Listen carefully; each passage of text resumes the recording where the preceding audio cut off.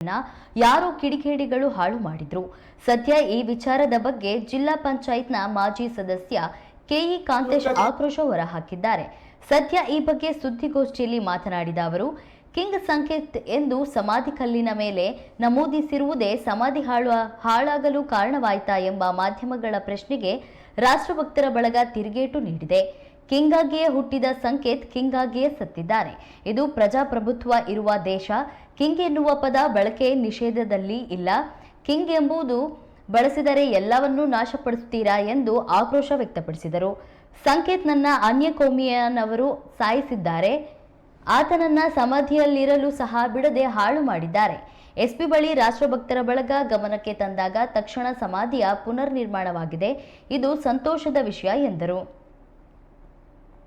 ಮೊನ್ನೆ ನಡೆದಂತ ಊರ್ಗಡೂರಿನಲ್ಲಿ ಮುಸಲ್ಮಾನ್ ಗೂಂಡಾಗಳಿಂದ ಒಬ್ಬ ಅಪ್ರಾಪ್ತ ಬಾಲಕ ಸಂಕೇತನ್ ಹತ್ಯೆ ಆಗಿ ಕೇವಲ ಒಂದು ತಿಂಗಳಲ್ಲೇ ನಿನ್ನೆ ಅಲ್ಲ ಮೊನ್ನೆ ಅವನ ಸಮಾಧಿನೂ ಕೂಡ ಚಿತ್ರ ಮಾಡಿರೋದು ನಾವೆಲ್ಲರೂ ಕೂಡ ನೋಡಿದ್ದೀವಿ.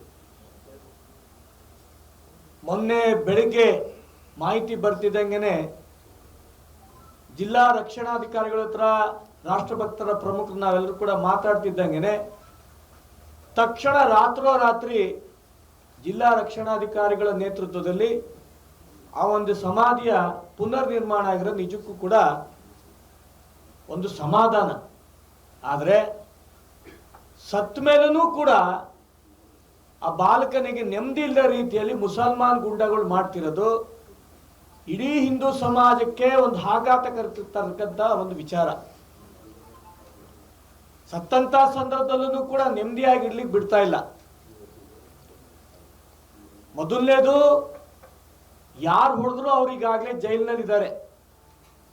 ಆದರೆ ನಿನ್ನೆ ಎಲ್ಲ ಮೊನ್ನೆ ಆದಂತ ಸಮಾಧಿಯ ಧ್ವಂಸ ಪ್ರಕರಣದಲ್ಲಿ ಈ ಕ್ಷಣದಲ್ಲೂ ಕೂಡ ಯಾರಿಗೂ ಕೂಡ ಅರೆಸ್ಟ್ ಮಾಡಿಲ್ಲ.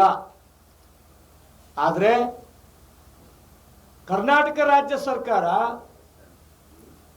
ಮುಸಲ್ಮಾನರ ಒಂದು ವೋಟ್ ಬ್ಯಾಂಕಿಗೋಸ್ಕರ ಕೇವಲ ಒಂದು ಭಿಕ್ಷೆಯ ರೂಪದಲ್ಲಿ ಒಂದು 10 ಲಕ್ಷ ಒಂದು 5 ಲಕ್ಷ ಕೊಟ್ಟು ಸುಮ್ಮನೆ ಕೂತ್ಕೊಳ್ಳೋಕೆ ಬರಲ್ಲ. ಮುಖ್ಯಮಂತ್ರಿಗಳು ಮತ್ತು ಗೃಹ ಸಚಿವರು ಶಿವಮೊಗ್ಗ ನಗರಕ್ಕೆ ಒಂದ್ಸಲಿನೂ ಬಂದಿಲ್ಲ.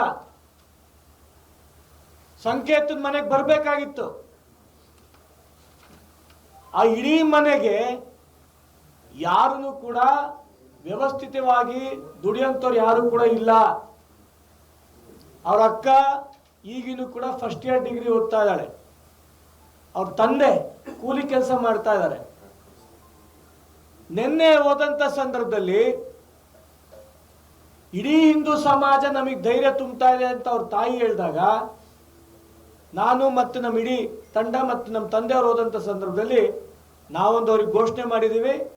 ನಮ್ಮ ವಿದ್ಯಾಸಂಸ್ಥೆ ನಂದನ ಎಜುಕೇಶನ್ ಟ್ರಸ್ಟ್ನಲ್ಲಿ ನಿಮಗೊಂದು ಕೆಲಸ ಕೊಡ್ತೀವಿ ಅಂತ ಹೇಳಿದ್ರೆ ತುಂಬ ಸಂತೋಷ ಒಪ್ಪಿದ್ದಾರೆ. ಅವರೆಲ್ಲ ಪೂಜಾ ಕಾರ್ಯಗಳನ್ನು ಮುಗಿಸಿದ ನಂತರ ಮುಂದಿನ ವಾರದಲ್ಲಿ ನಾನು ಬಂದು ಖಂಡಿತವಾಗಿ ನಿಮ್ಗೆ ಕಾಣ್ತೀನಿ ಕಣೋಣ ಅಂತ ಹೇಳಿದ್ದಾರೆ. ನಾನು ಯಾಕೆ ಈ ಮಾತನ್ನು ಹೇಳ್ತಾ ಇದ್ದೀನಿ ಅಂತಂದ್ರೆ, ಯಾರೋ ಒಬ್ಬ ಮುಸಲ್ಮಾನ್ ಯುವಕ ಸತ್ತೋದ್ರೆ ಅವ್ರ ಮನೆ ಇಡೀ ಸರ್ಕಾರ ಹೋಗುತ್ತೆ, ಅಲ್ಲೇ ಕೆಲಸ ಕೊಡುತ್ತೆ, ಅಲ್ಲೇ ಡಿಡಿ ಕೊಡ್ತಾರೆ. ಆದರೆ ಹಿಂದೂ ಸಮಾಜದ ಯಾವುದೋ ಒಬ್ಬ ಯುವಕ ಅಥವಾ ಅಪ್ರಾಪ್ತ ಬಾಲಕ ಸತ್ತೋದಂಥ ಸಂದರ್ಭದಲ್ಲಿ ಈ ರೀತಿಯಾದಂತಹ ಯಾವುದೇ ಕಾರಣಕ್ಕೂ ಕೂಡ ಹಿಂದೂ ಸಮಾಜ ಮೇಲೆ ಈ ರೀತಿಯಾದಂಥ ದಬ್ಬಾಳಿಕೆ ನಾವೆಲ್ಲರೂ ಕೂಡ ಬಗ್ಗಲ್ಲ.